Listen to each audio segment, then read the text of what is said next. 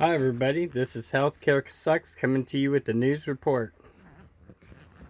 I just thought I'd jump in front of the camera for a minute and say, hey guys, how's it going? It's been a few days, been working on some things, but we're back. With that being said, I guess there was a ship attacked in the straits over there, so I'm going to let you hear it from the horse's mouth and we'll chat. Reports that armed members of Iran's Revolutionary Guard just tried to seize a British tanker in the Persian Gulf as it crossed into the Strait of Hormuz. Initial reports say that attempt was unsuccessful, although there is something that the Iranian president that he threatened to do just yesterday in retaliation for an Iranian tanker that was seized by the British earlier this week.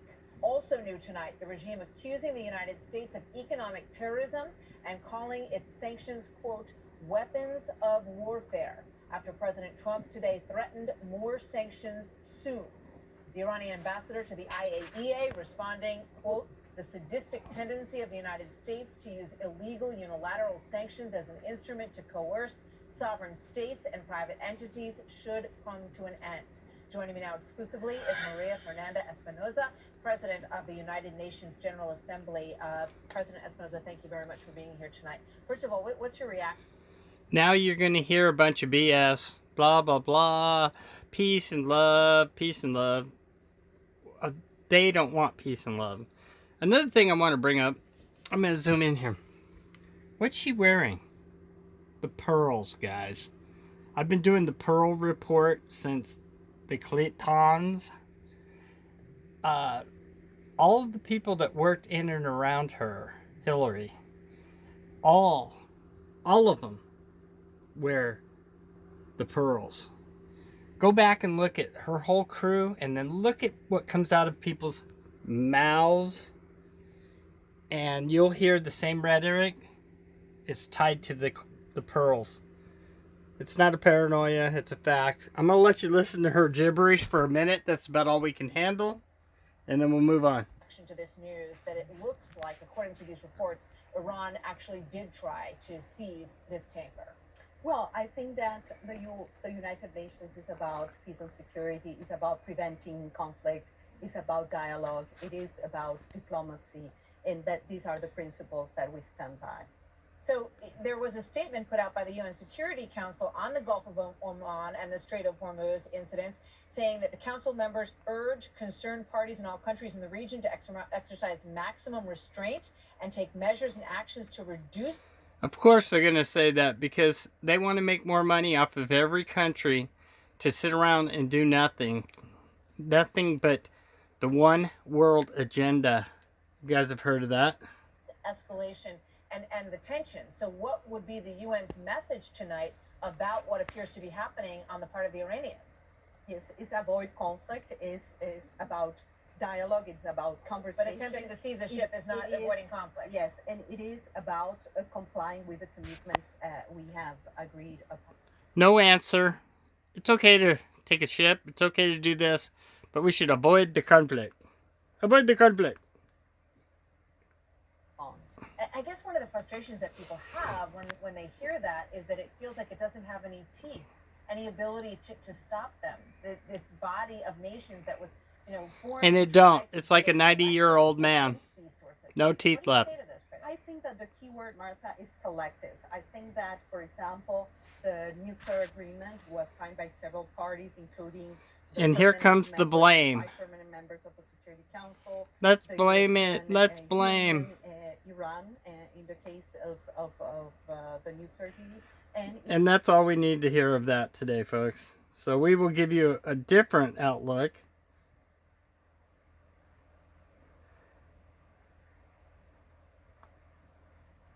Let's take a listen to this one for a second.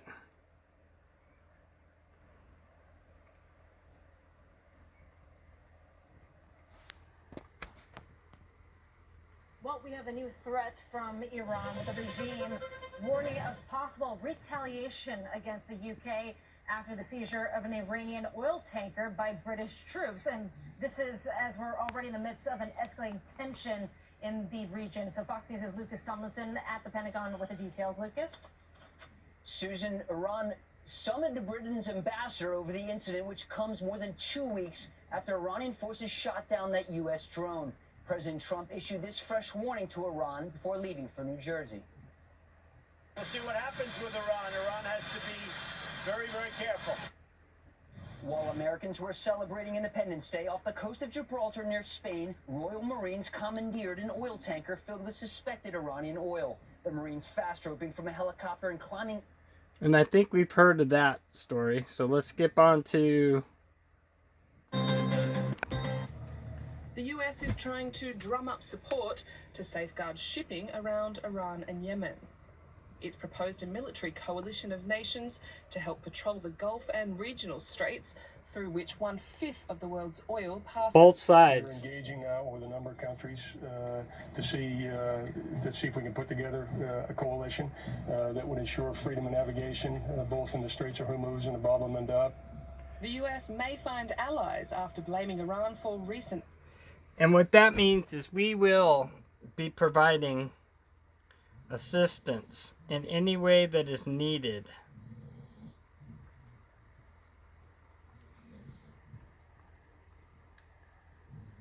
Interesting that we're not having a battle over the water, and you're setting up two sides to actually probably have some sort of confrontation in the seas of all places. That being said, has President Trump said anything new regarding what happened today? Well, this morning he did take to Twitter and Shocking. said President Trump went to Twitter. his way of making news and giving news. He said that he would implement more sanctions against Iran. What those are, we don't know yet. But it's interesting enough that former Pentagon official Michael Maloof has said that it would lead to this. It would lead to some sort of military force in the waters. Hopefully, it doesn't come to a full-blown military force war. But it's getting closer, unfortunately, Scotty. So only time will tell. And you saw the UK with Iran, obviously the nuclear treaty.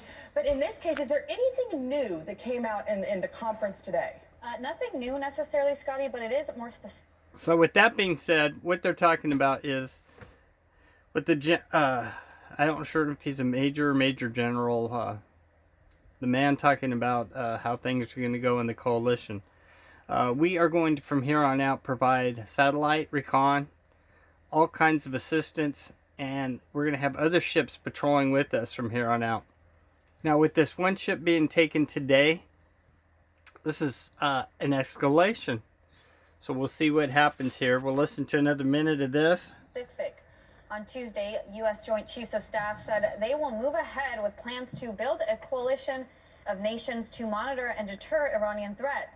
What this means is that under this new proposal, a coalition of nations, mostly made up of U.S. allies, would patrol these waters. Marine Corps General Joe Dunford told reporters, "We're engaging now with a number of countries to see if we can put together a coalition that would ensure freedom of navigation, both in the Straits of Hormuz and the Bab el-Mandeb."